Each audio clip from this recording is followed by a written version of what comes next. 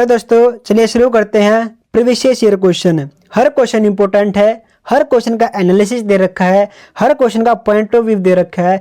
कौन सा क्वेश्चन किस पेपर में आया है आपको सीखने को मिल जाएगा, देखने को मिल जाएगा। क्लास को अंत तक देखना, बहुत से क्वेश्चन आपके कवर होने वाले हैं। चलिए क्लास को शुरू करते हैं। निम्नलिखित में से कौन सा शासक मौर्य राजवंश से संबंधित नहीं था? तो कौन नहीं था? अशोक, चंद्रगुप्त, बिंदुसार या फिर बिंबिसार। तो कौन हो जाएगा इसका आंसर? इसका आंसर है बिंबिसार। बिंबिसार जो मौर्य वंश से संबंधित नहीं था, यह हर्यक वंश से संबंधित था। ध्यान रखना, बिंबिसार मौर्य राजवंश के संबंधित नहीं था। मगध साम्राज्य के समय में साथ 3 राजवंशों के शासन से सम्मानित करता है: हर्यक वंश, शिशुनाग वंश, नंद वंश। इससे पहले और महत्वपूर्ण राजवंश हर्यक राजवंश था, जिसकी स्थापना बिंबिसार ने की थी। बौद्ध इतिहास के अनुसार बिंबिसार 52 वर्षों तक शासन में से रहा था, जिन्हें शासनभार संभाला था। बाकी सभी शासक मौर्य राजवंश से संबंधित हैं। देखो, अशोक मौर्य वंश का है, चंद्रगुप्त मौर्य वंश का है, बिंदुसार मौर्य वंश का, लेकिन बिंबिसार जो है वो हर्यक वंश का है। ध्यान रखना। अगला क्वेश्चन देखो, राजा अशोक की उस पुत्री का नाम क्या है जिसने उसे एक बौद्ध मशीनरी के कर्तव्य के निभाने की जिम्मेदारी दी थी? तो कोई ऑप्शन देखो: पद्मावती, चारुमती, संघमित्रा या फिर असंघमित्रा। तो क्या होगा इसका आंसर? देखो, तो इसका आंसर हो जाएगा संघमित्रा। क्या होता है एनालिसिस देखो एक बार। संघमित्रा राजा अशोक की पुत्री थी, जिसे एक बौद्ध मशीनरी के कर्तव्य को पूरा करने के लिए नियुक्त किया गया था। अशोक ने अपने पुत्र महेंद्र के साथ अशोक ने अपने पुत्र महेंद्र के साथ संघमित्रा को श्रीलंका सिंहल द्वीप में ताम्रपणी के नाम से भी ज्ञात, जिसे जाना जाता है, बौद्ध धर्म के प्रचार के लिए भेज दिया था। किसने भेजा था?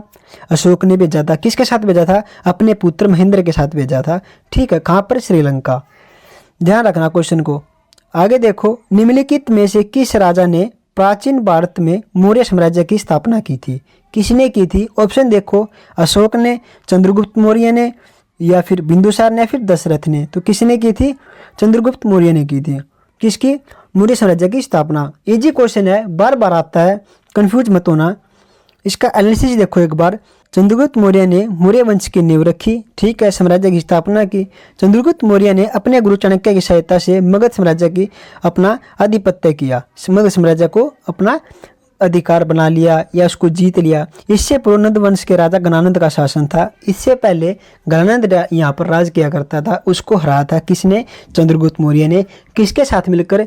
अपने गुरु चाणक्य के साथ मिलकर। ठीक है। नंद वंश के पतन के बाद विशाल मौर्य साम्राज्य का उद्भव हुआ, जो कि 322 ईसा पूर्व से 184 ईसा पूर्व तक रहा। ध्यान रखना, यह डेट थोड़ी याद रखना, बार बार पढ़ोगे तो याद हो जाएंगी। इससे अपनी राजधानी पाटलिपुत्र में बनाया, जिसे वर्तमान में पटना बिहार के नाम से हम जानते हैं। अगला क्वेश्चन देखो, निम्नलिखित में से किस शासक ने अपनी प्रजा और अधिकारियों के लिए पत्थर की सतहों पर अपने संदेश उत्कीर्ण किए थे? तो किसने किए थे? ऑप्शन देखो: अशोक ने, चंद्रगुप्त प्रथम ने, बिंदुसार ने, फिर चंद्रगुप्त मौर्य ने। तो इसका आंसर हो जाएगा अशोक ने। देखो, जो अशोक ने स्तूप बनवाए थे, शिलालेख बनवाए थे, उन पे उन्होंने अपने संदेश दिए, अपनी मन की भावनाओं को उतारा है। तो क्या किसने किया था? इसका एनालिसिस देखो एक बार। अशोक ने अपनी प्रजा और अधिकारियों के लिए पत्थर की सतहों पर अपने संदेश उत्कीर्ण करवाए।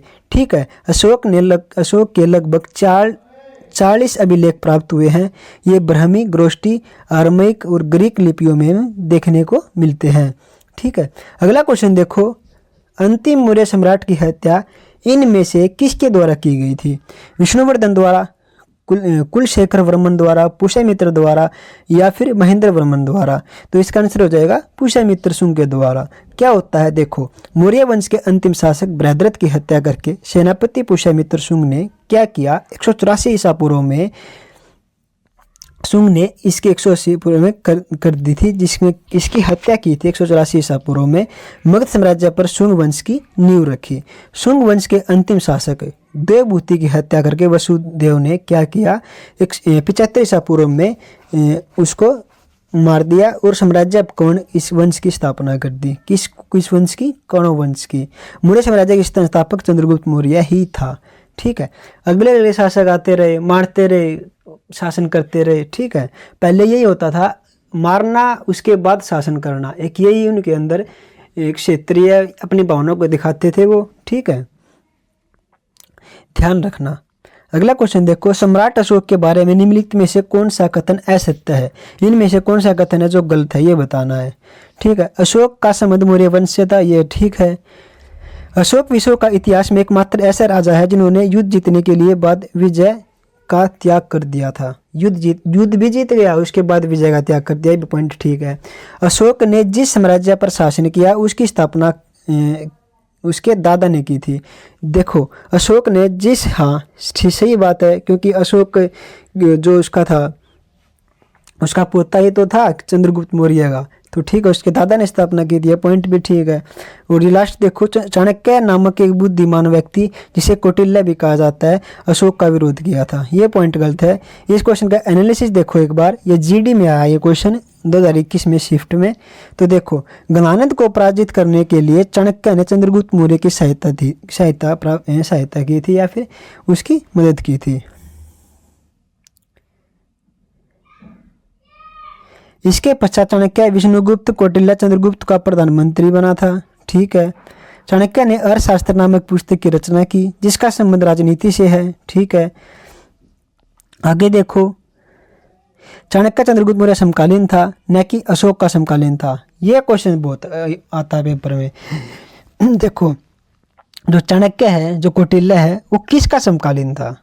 पेपर ऑप्शन में आ जाए चंद्रगुप्त मौर्य, अशोक, बिंदुसार या फिर बिंबिसार, तो इसका आंसर हो जाएगा चंद्रगुप्त मौर्य। ध्यान रखना, अशोक का तो बिल्कुल मत लगाना, आपको अगर ध्यान में आए तो अशोक तो बिल्कुल मत लगाना। ठीक है, आगे देखो, चंद्रगुप्त मौर्य का उत्तराधिकारी बिंदुसार हुआ, चंद्रगुप्त मौर्य के बाद बिंदुसार आया।